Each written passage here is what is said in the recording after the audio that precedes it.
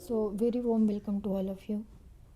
Today we are going to discuss few questions about related to PYQ session of 2026. ठीक है, तो आज के 5 क्वेश्चन देखते हैं क्या है। सबसे पहले कह रहा है termites digest would with the help of enzyme secreted by. Termites में कौन सा ऐसा एंजाइम है जो कि डाइजेस्ट करता है या फिर सिक्रेट होता है। तो टर्माइट्स क्या है, टर्माइट्स में प्रेजेंट होता है आपका ट्राइकोनिम्फ। ठीक है, ट्राइकोनिम्फ क्या करता है, एक एंजाइम सिक्रेट करता है जिसका नाम है ग्लाइकोसाइडेज।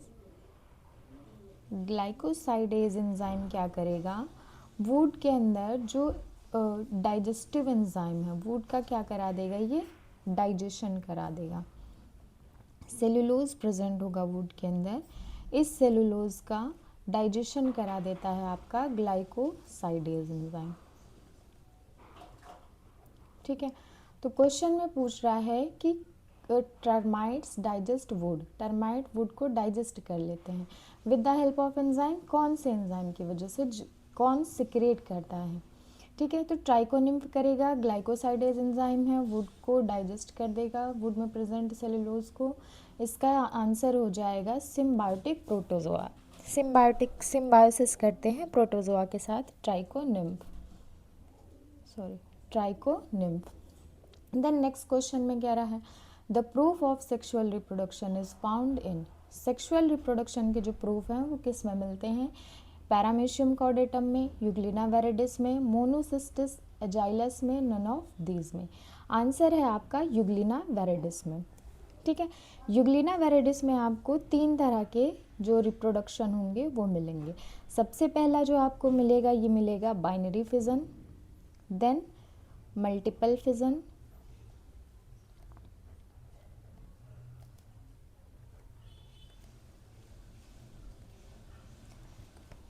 Then encystment. 3 तरह के जो आपको रिप्रोडक्शन होंगे वो मिलेंगे किसमें, यूग्लिना वेरिडिस में। Then next the cells water drinking phenomena is termed as. यहाँ पर एक छोटा सा प्रोसेस हम लोग देख लेते हैं, एंडोसाइटोसिस और फैगोसाइटोसिस, पिनोसाइटोसिस में।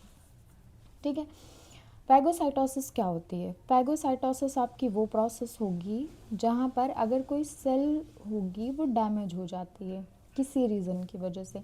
सपोज़ ये एक सेल है, डैमेज हो गई है किसी तरह से, इसमें म्यूटेशन कॉज हो गया है और ये अब हेल्थ के लिए, बॉडी के लिए अनहेल्दी है। तो यहाँ पर कुछ फैगोसाइटिक सेल्स हमारी बॉडी में प्रेजेंट होती हैं जो कि क्या करती हैं, इसको इनगल्फ कर लेती हैं। इनगल्फ का मीन्स है अपने अंदर ले लेंगी और उसको छोटे छोटे टुकड़ों में ब्रेक डाउन कर देंगी। ये फैगोसाइटिक सेल हो गई और इसको इनगल्फ कर लिया अपने अंदर और छोटे छोटे पार्ट्स में ब्रेक कर दिया, तोड़ दिया। ये फैगोसाइटोसिस प्रोसेस होती है कब, जब हम लोग सेल को ले रहे हैं। इसी तरह से क्वेश्चन में पूछा आपका सेल्स वाटर ड्रिंकिंग फिनोमेना क्या होगा। तो जब भी कोई लिक्विड पोर्शन का इनगल्फ होगा फैगोसाइटोसिस के थ्रू, ये फैगोसाइटोसिस सेल है, जब यहाँ पर किसी लिक्विड पोर्शन की फैगोसाइटोसिस कराई जाए तो इसे ही हम लोग बोलते हैं पिनोसाइटोसिस। तो आंसर आपका हो जाएगा पिनोसाइटोसिस। देन नेक्स्ट कह रहा है the pseudopodia of amoeba are important for. Amoeba के जो सीडोपोडियाज होते हैं वो किस लिए इम्पॉर्टेंट होते हैं। पहला कह रहा है फीडिंग, जो कि होगा, फीडिंग के लिए रिस्पॉन्सिबल होते हैं। देन कह रहा है रिस्पिरेशन एंड डिफेंस, ये तो बिल्कुल ही नहीं होगा।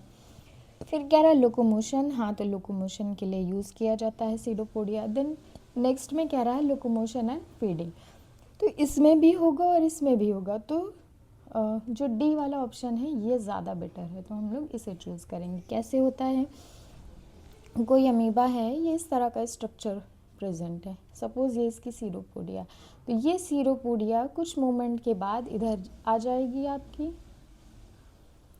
ठीक है, ये आपकी इधर आ गई यहाँ पर। इस तरह से ये क्या करता है, लोकोमोशन करता है। लोकोमोशन के साथ साथ जब भी इन जो फैगोसाइटोसिस की प्रोसेस होती है इसके थ्रू ही ये सीडोपोडिया से ही अपने फूड को भी अंदर इनगल्फ कर लेता है। तो दोनों ही होंगे, लोकोमोशन के लिए भी होगा और फीडिंग के लिए भी होगा। देन नेक्स्ट कह रहा है the main basis of classification of phylum protozoa. Protozoa में मेन क्लासिफिकेशन का पॉइंट क्या था, किस बेसिस पे उनका क्लासिफिकेशन किया गया। सबसे पहला कह रहा है size of body, locomotory organelles, shape of a cellular body, then nuclear number of nuclei. तो किसके बेसिस पर होगा, तो सेकेंड वाला ऑप्शन हमारा होगा लोकोमोटरी ऑर्गेनल्स। किस बेसिस पे, जो फाइलम प्रोटोजोआ है इसको क्लासिफाई किया गया है 4 क्लासेस में, मैस्टिगोफोरा या फिर फ्लैजिलेटा। इसमें क्या होगा, फ्लैजिला प्रेजेंट है अगर तो फ्लैजिला के थ्रू ही मूवमेंट करेगा, लोकोमोशन करेगा। देन नेक्स्ट राइजो पोडा और सार्कोडिना। राइजोपोरा और सार्कोडिना, इसमें जो लोकोमोशन होगा ये बेसिकली होता है हमारा सीडोपोडिया के थ्रू। देन थर्ड स्पोरोजोआ, नाम से ही पता चल रहा है लाइक स्पोरोजोआ समथिंग, इसमें वेल कैटेगराइज कोई दिया नहीं हुआ है। देन फोर्थ इज सीलिएटा, नाम से बिल्कुल क्लियर है कि सीलियाज प्रेजेंट होंगे और सीलिया के थ्रू ही लोकोमोशन होगा। तो ये 4 जो क्लासेस हैं इनको इनके लोकोमोटरी ऑर्गन के बेसिस पर डिफाइन किया गया है। अगर फ्लैजिला प्रेजेंट है तो उसे मैस्टिगोफोरा में रखा गया है, अगर सीडोपोडिया के थ्रू लोकोमोशन कर रहा है तो सार्कोडिना और राइजोपोडा में रखा गया है, अगर कोई स्पोरोजोइड्स के थ्रू कर रहा है तो स्पोरोजोआ, देन सीलिया के थ्रू कर रहा है तो सीलिएटा में रखा गया है। तो इसका आंसर हमारा होना चाहिए लोकोमोटरी ऑर्गन की बेसिस पर फाइलम प्रोटोजोआ को कैटेगराइज किया गया है। देन नेक्स्ट कह रहा है classification of protozoa is based on. Protozoa का जो क्लासिफिकेशन है वो किस पर बेस्ड है।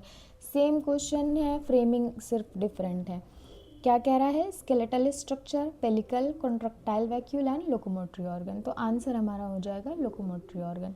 So this is what is for today's videos. Thank you for watching.